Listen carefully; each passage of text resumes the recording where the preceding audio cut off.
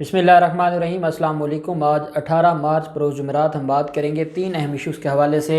Pakistan peoples party की 2 अहम विकटें गिरी हैं और ये बड़ी एक अहम कार्रवाई हुई है पाकिस्तान पीपल्स पार्टी के अहम रहनुमाओं के ख़िलाफ़, जिसमें फ़रियाल तालपुर भी शामिल हैं। और ये वो लोग हैं जो अपने आप को सिंध का मालिक समझते हैं, लेकिन जो इनकी औकात है वो इदारों ने दिखा दिया, सिंध हाई कोर्ट ने दिखा दिया। वो डिटेल्स मैं आपके साथ शेयर करूँगा। साथ हम बात करेंगे आसिफ जरदारी के नैब रेफरेंसेस के हवाले से एक अहम पेश रफ्त हुई सुप्रीम कोर्ट में, उसके ऊपर बात करेंगे। साथ हम बात करेंगे आसिफ जरदारी और मौलाना फजल रहमान का फ़ोन पर रब्ता हुआ है और ये मामला अब किधर जा रहा है, इसके ऊपर बात करेंगे। और जरदारी हाउस में एक अहम इजलास हुआ है PDM की जो इस वक्त की पोजीशन है उस पर, वो डिटेल्स भी मैं आपके साथ शेयर करूंगा। पहले तो मैं आपके साथ एक अहम न्यूज़ शेयर करूंगा और वो है मोटरवे ज़्यादती केस के हवाले से।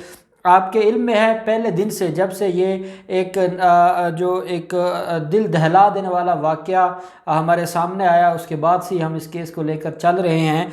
और जो अदालत है, अदालत इसके ऊपर डेली बेसिस पर कार्रवाई कर रही थी और आज अदालत ने अपना फ़ैसला महफूज किया है उन 2 दरिंदों के ख़िलाफ़ और 20 मार्च को अदालत अपना फ़ैसला सुनाएगी। पूरी कौम दुआ गो है कि अल्लाह पाक हमारे जो जजेज़ हैं वो इन ज़ालिमों को सख्त से सख्त सज़ा दें और ऐसी मिसाली सज़ा दें कि ये कभी भी किसी मासूम की जान या इज़्ज़त के साथ खेलने की जुर्रत ना करें। तो 20 मार्च को इस अहम, जो पाकिस्तान की तारीख़ में बड़े अहम केसेस में जिनको समझा जाता है और जिसने पूरे पाकिस्तान की आवाम को रुला दिया था, उस केस का बहुत जल्द फ़ैसला आने वाला है 20 मार्च को। उसकी भी जो डिटेल्स होंगी हम आपके साथ शेयर करेंगे।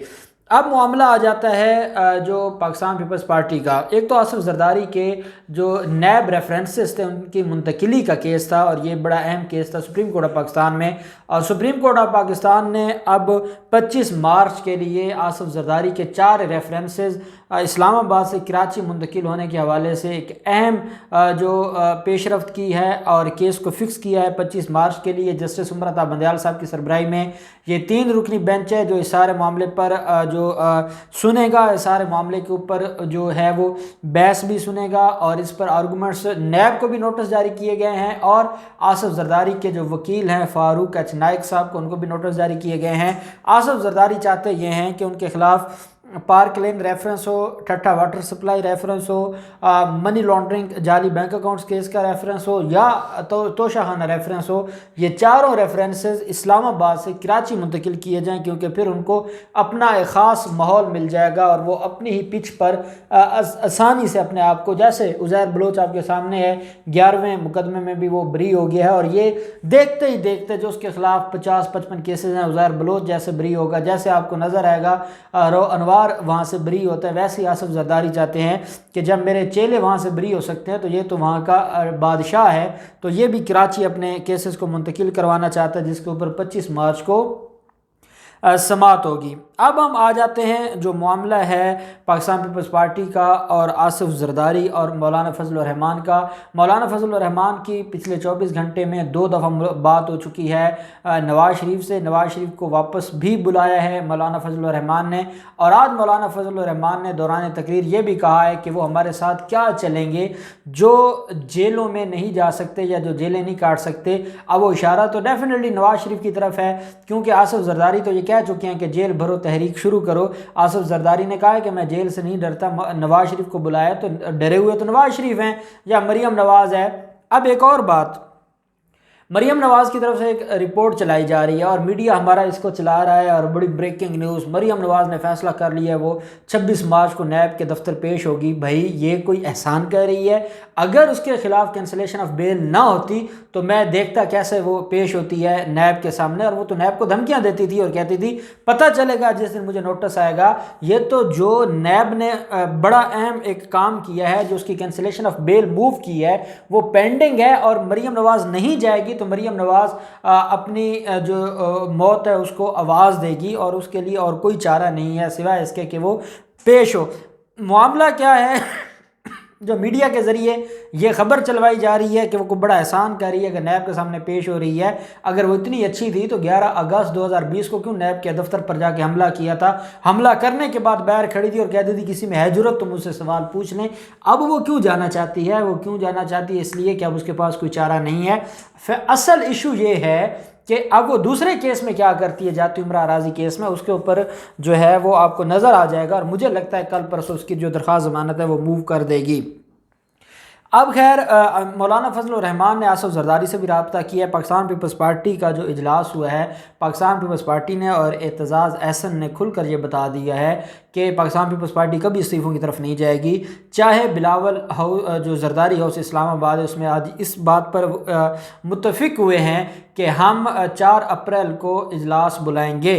4 اپریل کو اجلاس بلانے کے بعد فیصلہ کیا جائے گا۔ آج کیا تاریخ ہے؟ آج ہے 18 مارچ۔ 4 اپریل تک تو مولانا فضل الرحمان کو انہوں نے ٹرک کی بتی کے پیچھے لگا دیا ہے۔ اب 4 اپریل کو ان کی CEC کا اجلاس ہوگا اور اس کے بعد فیصلہ ہوگا، اور وہ 25-26 مارچ کو جو لانگ مارچ ہونا تھا وہ تو ختم ہو گیا۔ 4 اپریل کے بعد فیصلہ کر بھی لیتے ہیں تو آگے تو رمضان شریف آ جائے گا، اس کے بعد عید آئے گی، پھر عید کے بعد کچھ ہوگا، پھر گرمیاں آ جائیں گی تو نہ مریم جو ہیں وہ ان کو بھی بڑا مشکل ہو جائے گی گرمی میں باہر نکلنا، اور بلاول کے لیے بھی بڑا مشکل ہو جائے گا۔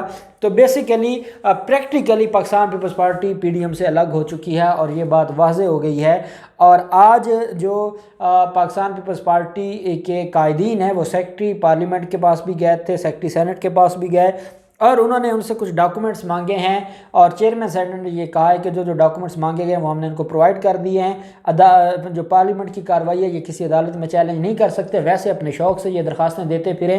تو آج اجلاس میں وہ جو چیئرمین سینٹ کے الیکشن کے حوالے سے ایک اہم جو معاملہ ہونا ہے اس پر بھی ڈسکشن ہوئی ہے، اور اس کے اوپر بھی جو سوال جواب ہوئے ہیں وکلا ٹیم سے کہ کیا یہ معاملہ اس طریقے سے حل ہوگا یا نہیں ہوگا۔ تو خیر اب وہ صرف فیس سیونگ کے لیے جائیں گے، اب ان کو بھی پتہ ہے کہ بننے والا کچھ نہیں ہے۔ اب ہم آ جاتے ہیں ہائی کورٹ سکھر بینچ کا۔ بڑا ہی خوبصورت فیصلہ ہے، اور یہ 2 رکنی بینچ تھا جس نے یہ فیصلہ سنایا ہے، جسٹس آفتاب احمد صاحب اور جسٹس مصطفیٰ کمال عالم صاحب۔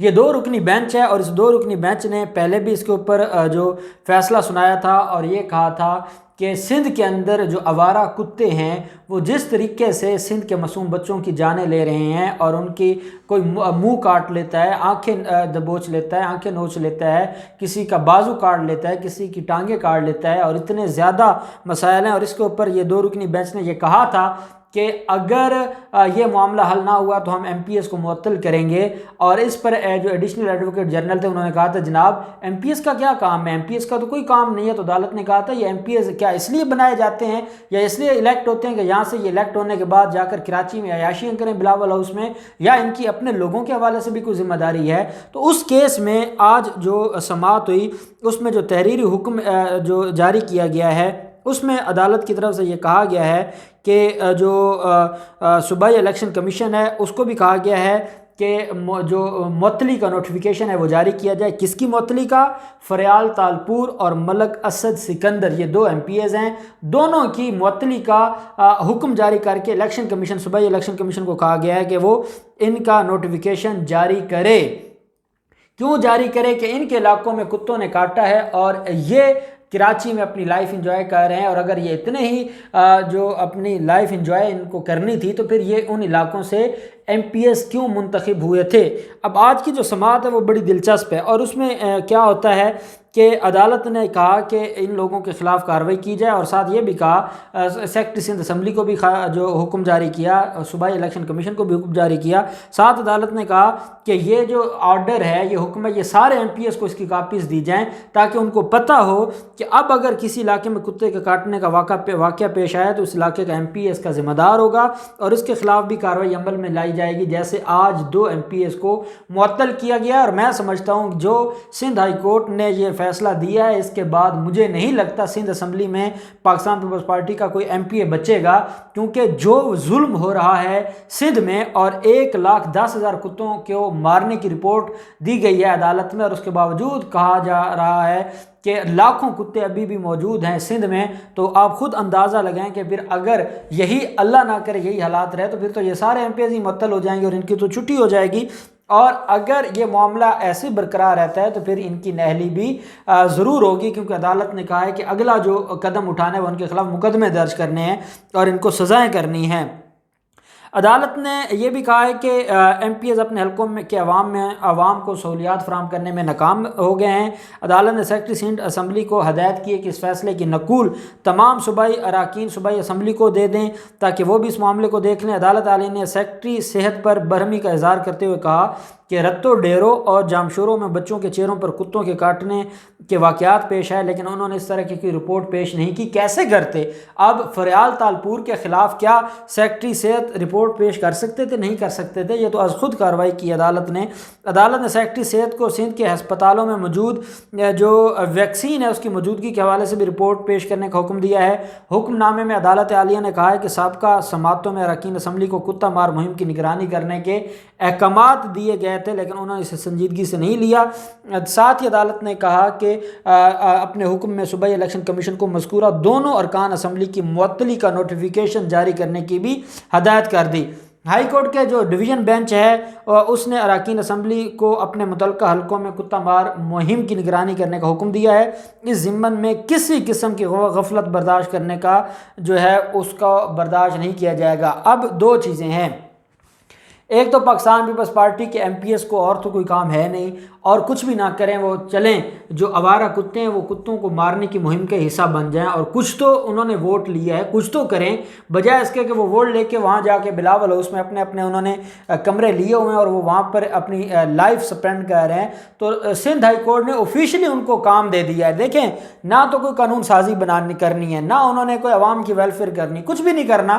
تو سندھ ہائی کورٹ نے کہا بھی یہاں ایک وبا آئی ہوئی ہے، ایک مصیبت آئی ہوئی ہے، اور یہ آپ کی نالائکیوں اور یہ گورنمنٹ کی نالائکیوں کی وجہ سے یہ سارا کچھ ہوا ہے۔